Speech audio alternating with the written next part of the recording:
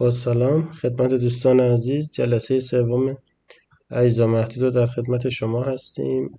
همونطور که جلسات قبل گفتم ما کاری که در واقع داریم اینه که بیایم ماتریس های سختی تک تک المان ها رو در واقع به دست بیاریم و حالا بیایم روی مباحث اینکه استفاده اینا چه کاربردهایی میتونه داشته باشه صحبت کنیم. خب این جلسه میخوایم سراغ اسپرینگ المنت بیایم یا المان در واقع فنری. خب المان فنری همینطور که میدونید ما وقتی فنر رو در واقع ترسیم میکنیم،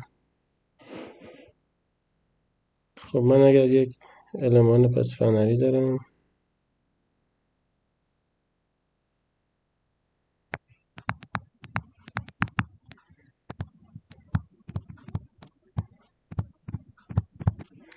اسپرینگ المنت یا المان فنر. خب المان فنر رو ما توی حالا فیزیک و حالا توی مکانیک به این شکل ترسیمش میکنیم.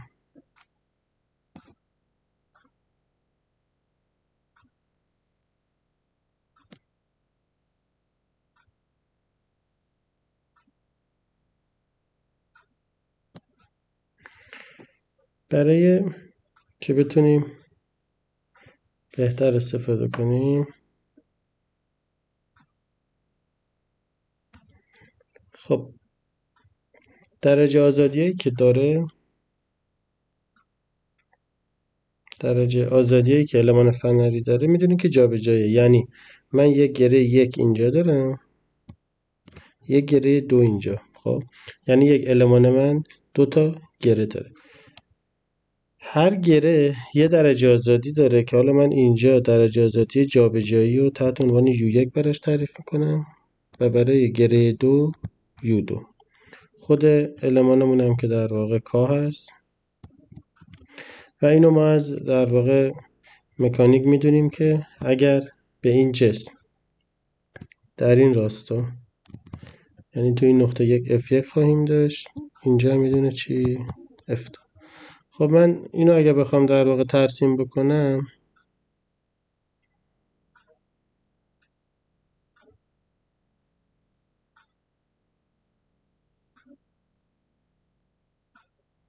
شما میدونید که یک فنر ارتباطی که در واقع داره به این شکله که اگر اینجا F باشه و اینم در واقع دلتای من باشه، یعنی یک نیرو رو که به انتهای دوتا فنر در واقع ما وارد بکنه، خب کاملا یک رابطه خطی ما براش داریم که این رابطه خطی یک شیب اینجا داره که ما این شیب رو تحت چی میشناسیم؟ تحت عنوان کا میشناسیم.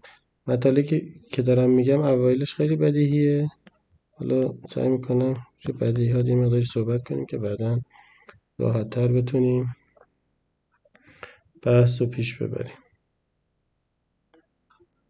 خب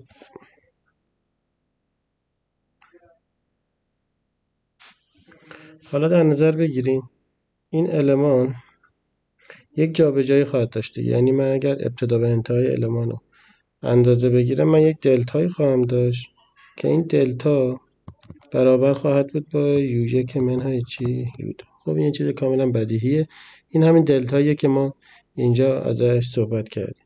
خب پس من نیروی F1 رو میتونم بگم که سختیش ضرب در این دلتای دیگه. خب بنابراین میشه کا U1 منهای U2.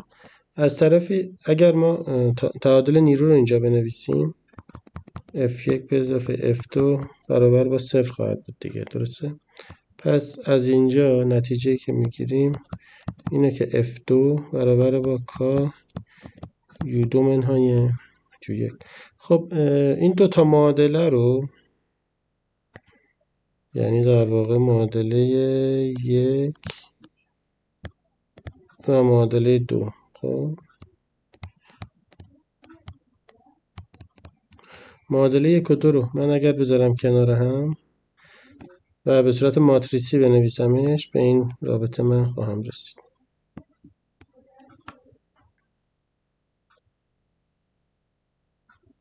خب دوست دارم به صورت ماتریسی بنویسم. حالا دلایلشو در ادامه متوجه خواهید شد. خب من اینجا U1 دارم و U2. این ور نگاه کنید، معادله 1 رو نگاه کنید، ضریب U1 کاه که میاد کا ضرب در U1 میشه، ضریب U2 منهای کاه دیگه. خب کا در U1 منهای کا در U2 برابر با F1. این ور برعکسه، یعنی شما U2 ضریب U1 منهای کاه، ضریب خودش هم که کاه، این ور هم خواهیم داشت F2. حالا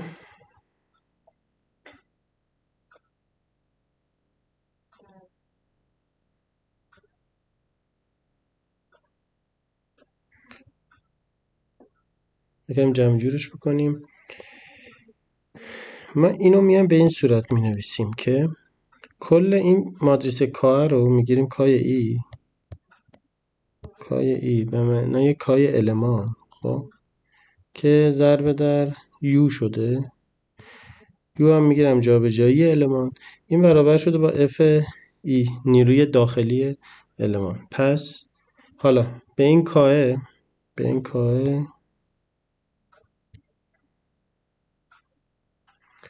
این کاه رو من بهش میگم ماتریس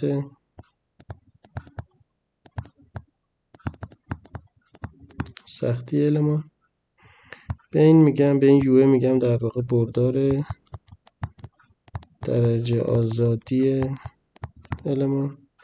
به این اف هم که میگم بردار نیروی داخلی المان. دقت بفرمایید که هر این کای ای با توجه به در واقع هندسه و به هندسه ارتباطی نداره، تنها ارتباطی که کای ای داره به همین سختی داره. حالا ممکنه این سختی خودش از کجا به دست اومده باشه، بحثیه که حالا بس در جای خودش در واقع ما بهش میرسیم. پس فعلا این ماتریس کای یو ای اف ای رو شما از من داشته باشین تا حالا ببینیم برای مسائل مختلف ما چطوری میتونیم از این استفاده بکنیم. خب یه مثال میخوام با هم حل کنیم.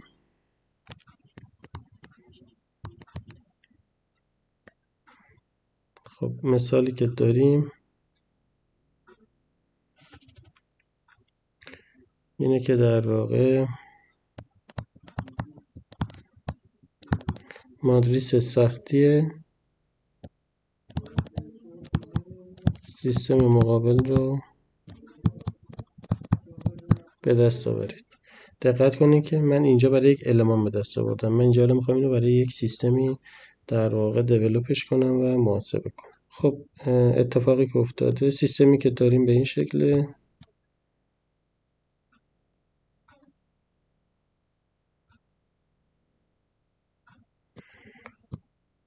دو تا فنر هست که به این شکل به هم در واقع چسبیده.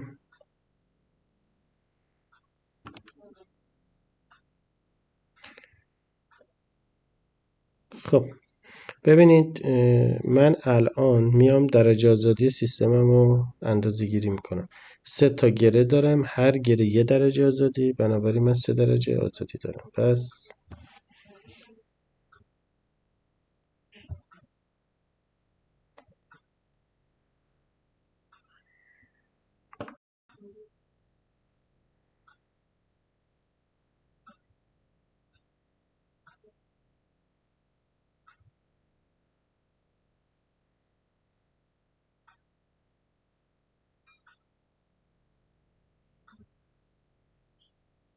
خب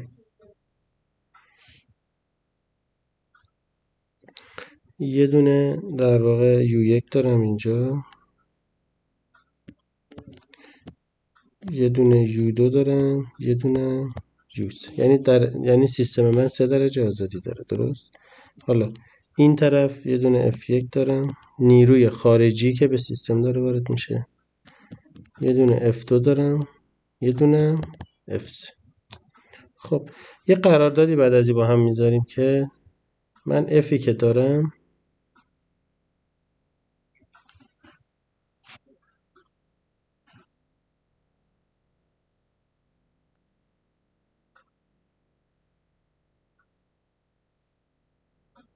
خب یه قراردادی بعد از این داریم که من هر جا نوشتم در واقع F،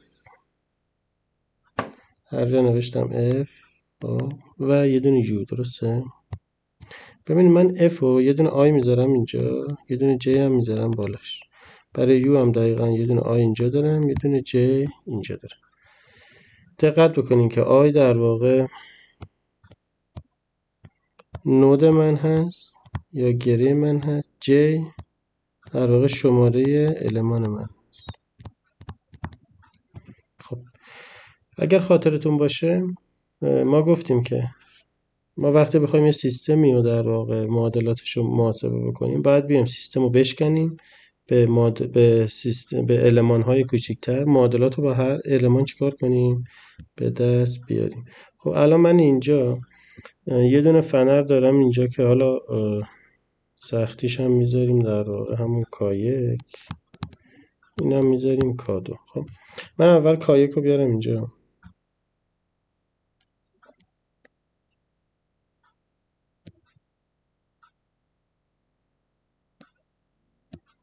دارم در واقع من اینجا دارم گسسته سازی یا مشبندی انجام میدم.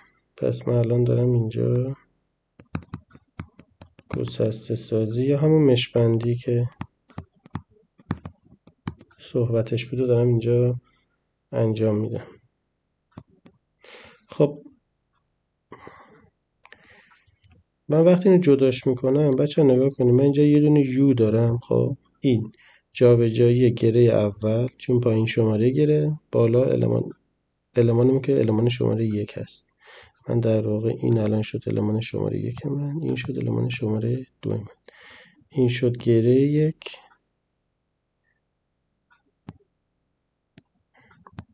گره 2، گره 3. اینا رو میذارم داخل مربع که با المان قاطی نشه. خب پس من یه دونه یو 1 دارم، این ور یه دونه یو چی دارم؟ یو 2، گره 2، المان 1. که در واقع خب جهتش هم این وریه دیگه. حالا همزمان خب یه دونه F دارم اینجا، دقیقا اندیساش با این یکیه دیگه، یه F هم اینجا دارم. خب K1 هم که اینجا بود. حالا طبق اون چیزی که این بالا به دست آوردیم، این K'ی که اینجا به دست آوردیم، حالا میخوام اینو برای اینا چیکار کنم؟ محاسبه کنم. خب مشخصه دیگه، من یه دونه K1 دارم، یه دونه K1 این ضرب شده دوباره منهای K1 و K1. حالا در چی ضرب میشه؟ در یو. اینم که یو، افهمون هم که مشخصه یو 1 1، یکی یو 2 1. اینو بچه از اینجا دارم می نویسم، از این بالاییه، از این رابطه اصلی که اینجا به دست آوردم. در واقع دارم سختی رو برای المان اولم محاسبه میکنم، ماتریسشو. بعد اینجا میشه F 1 1، اینم که میشه F 2 1. حالا همین کار دقیقاً میام برای المان 2 انجام میدم. خب برای المان 2 هم همین روال رو ما خواهیم داشت.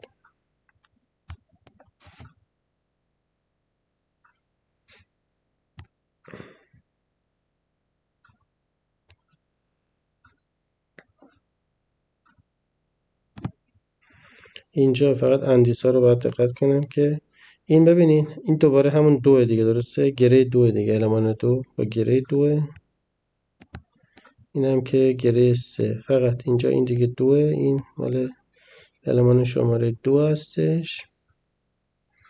و خب اینجا من F 2 2 F در واقع 2 3 رو ما اینجا خواهیم داشت.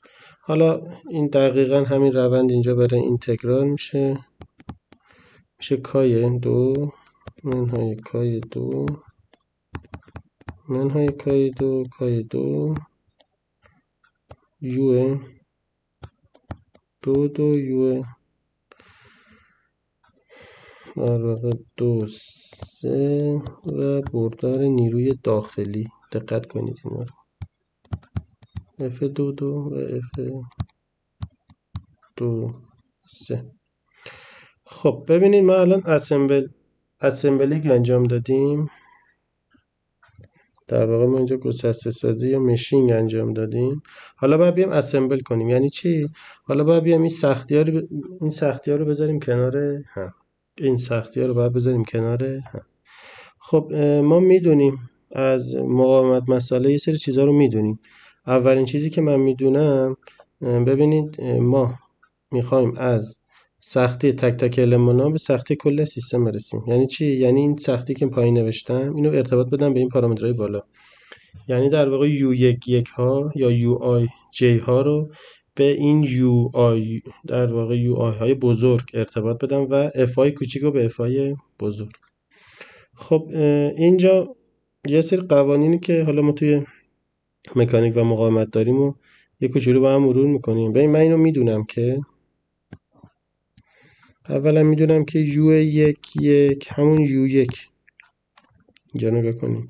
U11 من همون U1 دیگه، این که چیز واضحی. از طرفی U21 با U22 برابره دیگه. چرا؟ چون این گره در واقع جابجایی گره که دو تا عدد نمیتونه باشه. پس U21 با U22 برابره و دو تاشون هم با U2 دوباره برابرن. بنابراین می نویسم که U21 برابره با U22 برابره با U2 بزرگ. از طرفی خیلی بدیهیه که U32 برابره با U3. حالا باز از نیروها F11 با F1 بزرگ برابره.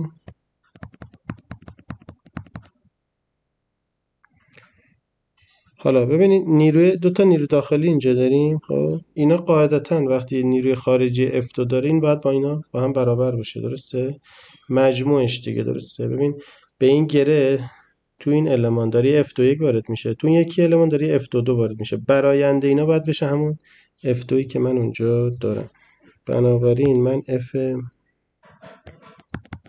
به اضافه F22 برابر میشه با F2 بزرگ. و آخری هم که مشخصه دیگه، F32 برابر با F3. خب اگر این قیدا رو ما بیاریم و توی در واقع معادلات بذاریم، خب یعنی چی؟ یعنی بیایم این کارو کنیم که من به جای چون یه مقدار زمان بره دیگه انجام نمیدیم چون تایم کلاس گرفته میشه. کاری که میخوام انجام بدم اینه، من کافیه که اینا رو داخل این روابط قرار بدم. پس اگر من این رابطه رو بذارم ستاره، اینو بذارم 2 ستاره، خب من اینا رو بیارم داخل ستاره و 2 ستاره قرار بدم. کار سختی هم نیست.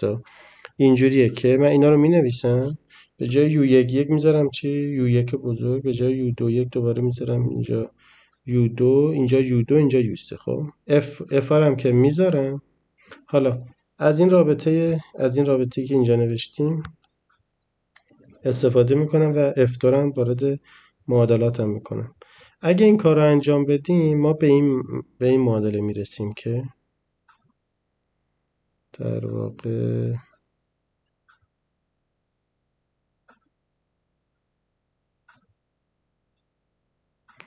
ما اگر این کار رو بکنیم به این معادله میرسیم. اتفاقی که میفته اینه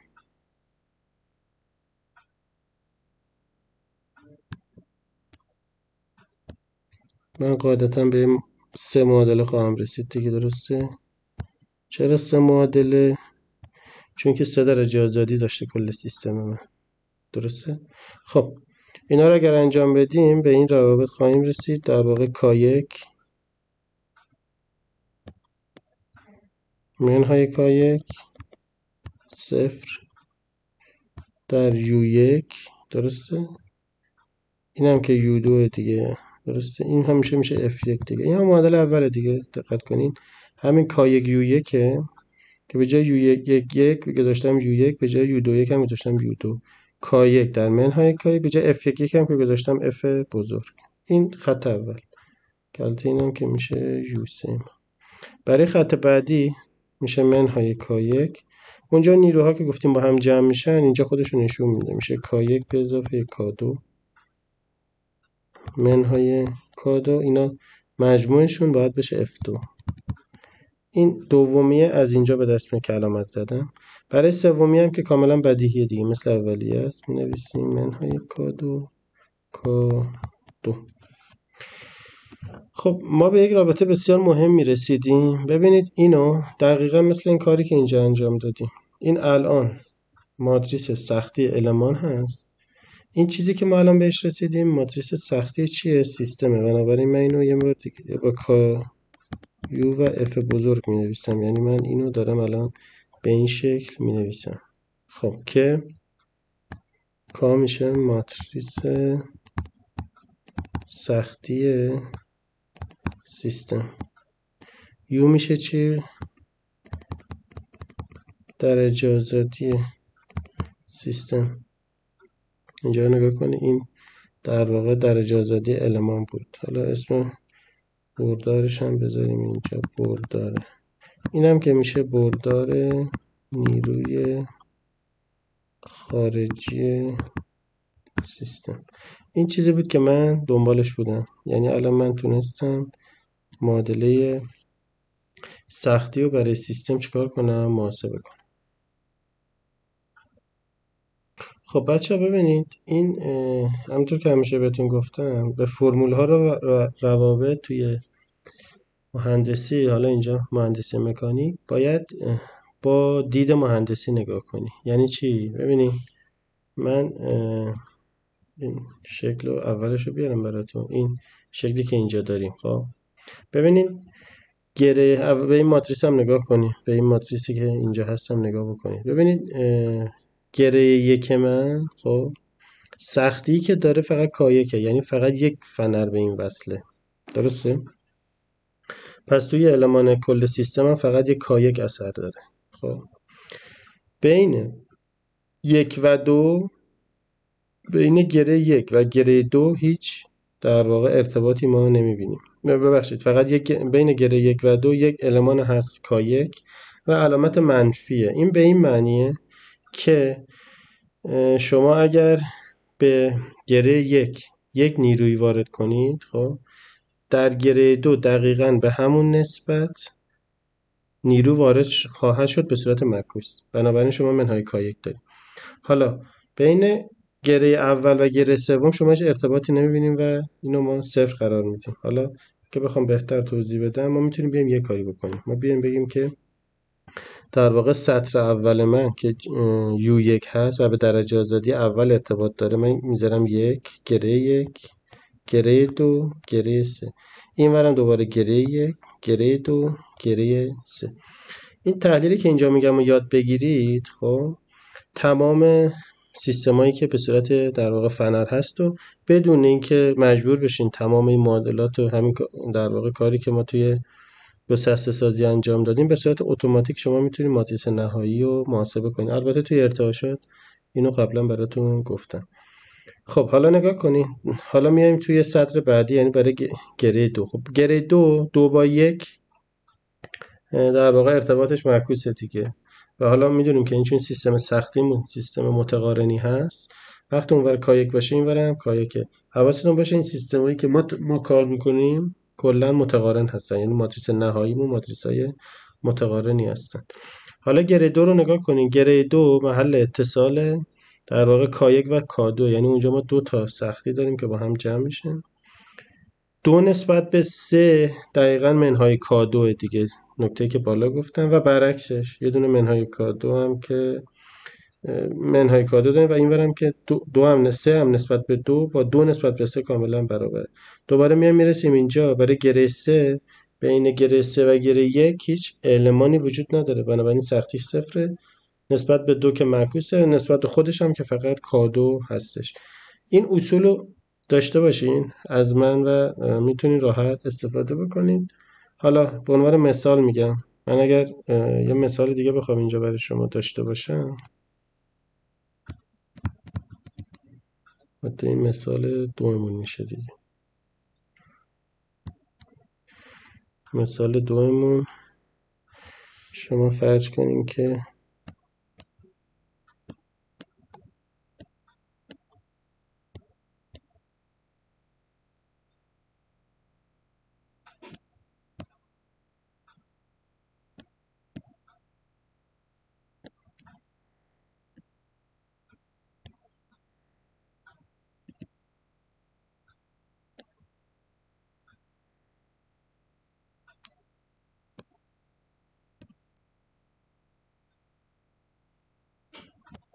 من بخوام برای این در واقع ماتریس سختیشو به دست بیارم. خب K1 K2 K3 K5 و K6. ببین اولین کاری که میکنید میای گره ها رو شماره بندی میکنید. من یک گره 2 گره 3 و گره 4. درست؟ با المان ها کاری به اون شکل نداریم. خب ببین چند درجه آزادی دارم اینجا. حالا اینجا بچه کلی نیرو اینا هم ممکنه وارد بشه. حالا بذار نیروهاشون هم وارد کنیم. مثلا میگم فرض کنیم که یه دونه F1 اینجا داریم، یه دونه F2 اینجا داری و یه دونه F4 اینجا داریم. خب من الان میخوام ماتریس سختی کل سیستم رو چیکار کنم. اصلا میخوام این ماتریس رو کامل بنویسم. چیکار میکنم؟ میام میگم که خب گره ها رو میشمارم 1 2 3 4. خب وقتی که من 4 تا در واقع گره دارم پس 4 تا مجهول دارم، بنابراین درجه آزادی سیستم من چیه؟ 4 تاست. اینجا درجه آزادیش چند تا بود؟ 3 تا بود. ببین وقتی درجه آزادی 3 تاست شما ماتریس سختی هم میشه 3 در 3. بنابراین حد اکثر ماتریسی که باید معکوس کنی یه ماتریس 3 در 3. حالا میگم حد اکثر که حالا چون قید و اینا بذاریم خب کوچیک‌تر میشه دیگه، که حالا تو مثال عملی بهتون میگم، تو مثال عددی. خب حالا میخوام ماتریس کل سیستم رو بدون اینکه این فرآیند رو طی کنم بنویسم. میام چیکار میکنم؟ میگم خب پس من یه ماتریس 4 در 4 دارم. خب یک ماتریس 4 در 4 اینا معمولا بزرگ بنویسید که فضا داشته باشید.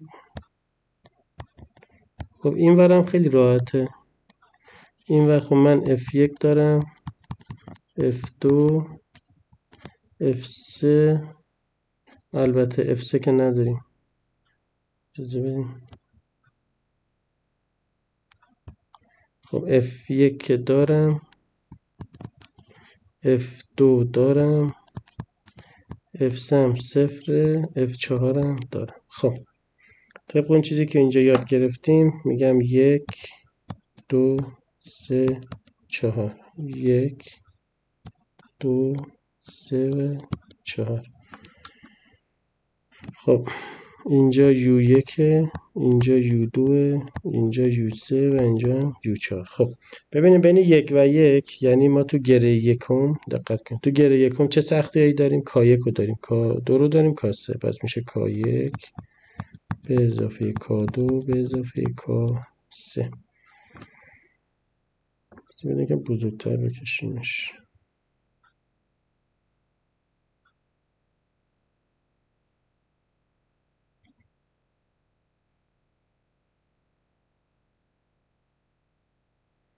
خب بین گره 1 و خودش که 1 2 3. بین 1 و 2 دقت کنید. بین 1 و 2 یه دونه K1 داریم، یه دونه K2 منتها به صورت چی؟ منفی. یه دونه منهای K1 منهای K2. بین گره 1 و گره 3 تنها المانی که اینا رو به هم مستقیم وصل کرده K3. پس میشه منهای K3. بین 1 و 4 ما هیچ ارتباطی نداریم، بنابراین 0. خب اجازه بده اینا رو کم بیارم پایین‌تر. خب حالا این تقارنش که هست هیچی، من میرم مستقیم رو 2. ببین توی گره 2 K1 هست، K2 هست، K4 K6. یعنی اینجا میشه K1 به اضافه K2 به اضافه K4 به اضافه K6. بین 2 و 3 فقط K4 هست، در واقع میشه منهای K4. و بین 2 و 4 K6 هست که میشه منهای K6.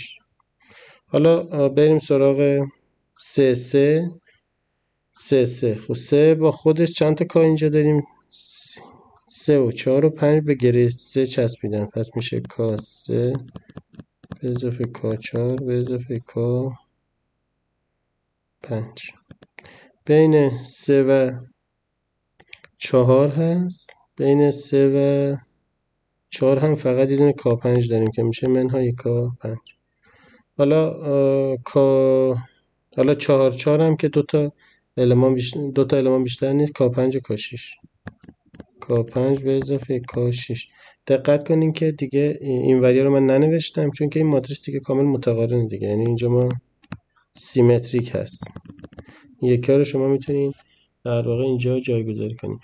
نکته که الان مهمه اینه که ما بدون اینکه حالا بخوایم اونا رو بنویسیم اینو تونستیم چیکار کنیم، محاسبه کنیم. حالا خودتون هم میتونید کدایی که لازم باشه رو اینجوری بنویسید و راجبش در واقع ما صحبت بکنیم.